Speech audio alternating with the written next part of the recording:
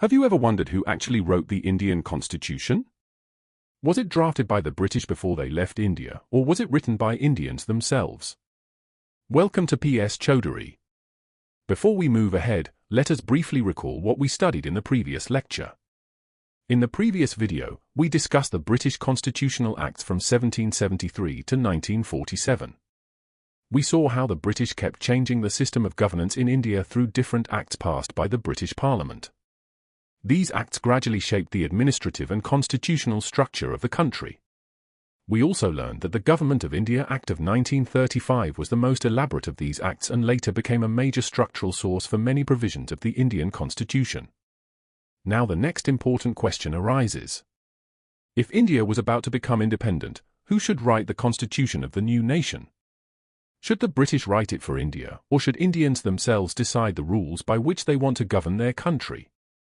This question led to the demand for a constituent assembly. Now let us understand this concept from the beginning. A constituent assembly is a body specially elected for one specific purpose, to write a constitution. It is not like a regular parliament. A normal parliament makes laws and runs the day-to-day legislative work of the country. But a constituent assembly has a much more fundamental responsibility. Its only task is to draft the basic law of the nation, the constitution. In simple terms, the Constituent Assembly writes the rules that will define how the entire political system will function. Now remember this clearly. The demand for a Constituent Assembly in India did not come from the British government. It actually came from Indian nationalists. Indian leaders argued that the constitution of a free country should be written by the people of that country. They clearly said, "We do not want a constitution written by the British. We want to write our own constitution." Now let us see how this demand developed over time. The first person to propose the idea of a constituent assembly for India was M.N. Roy in 1934. This is a very important fact for UPSC. If a question asks who first proposed the idea of a constituent assembly in India, the answer is M.N. Roy. However, at that time it was only an intellectual proposal. The demand became politically significant when the Indian National Congress officially adopted it. In 1935, the Indian National Congress formally demanded the creation of a constituent assembly as part of its official political position. This meant that the demand was no longer just an idea. It became a major political demand of the national movement. Next, an important statement came from Jawaharlal Nehru in 1938. Nehru declared that the Constitution of India must be framed by a constituent assembly elected on the basis of adult franchise. In other words, he argued that the members of the Constituent Assembly should be chosen by the people themselves. He also emphasized that the process must happen without any external interference. This meant that the British government should not control or influence the constitution-making process. Now the British government gradually began to acknowledge this demand, but they tried to impose conditions. Let us see how that happened. In 1940, the British government announced the August Offer.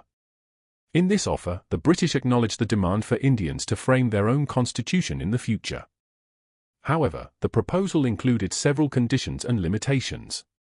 Because of these conditions, the Indian National Congress rejected the August Offer. Next came the Cripps Mission in 1942. The British government sent Sir Stafford Cripps to India with a proposal to secure Indian support during the Second World War. The proposal included the promise of dominion status for India after the war and the creation of a constituent assembly to frame the constitution.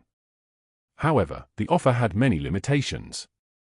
For example, provinces would have the option to opt out of the Indian Union, which created serious concerns.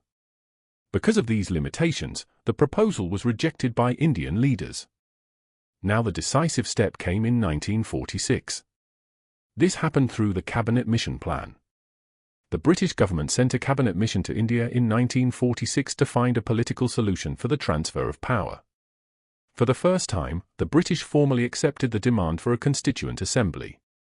The Cabinet Mission Plan provided the complete framework for creating the Constituent Assembly of India. This plan explained how the members of the Constituent Assembly would be elected and how the constitution-making process would take place.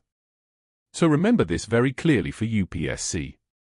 The idea of a constituent assembly was first proposed by M.N. Roy in 1934.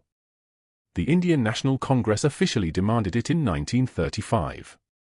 Jawaharlal Nehru strongly supported the idea in 1938 and insisted that the constitution must be framed by a body elected on the basis of adult franchise. The British gradually acknowledged the demand through the August Offer in 1940 and the Cripps Mission in 1942, but those proposals were rejected. Finally, the Cabinet Mission Plan of 1946 provided the actual mechanism for creating the Constituent Assembly. Now let us quickly revise the most important points. First, a Constituent Assembly is a special body created only to draft the constitution of a country. Second, the idea of a Constituent Assembly for India was first proposed by M. N. Roy in 1934. Third, the Indian National Congress formally demanded it in 1935, and the Cabinet Mission Plan of 1946 finally created the Constituent Assembly. In the next lecture, we will understand how the Constituent Assembly was actually formed, its composition, and how it worked to draft the Constitution of India.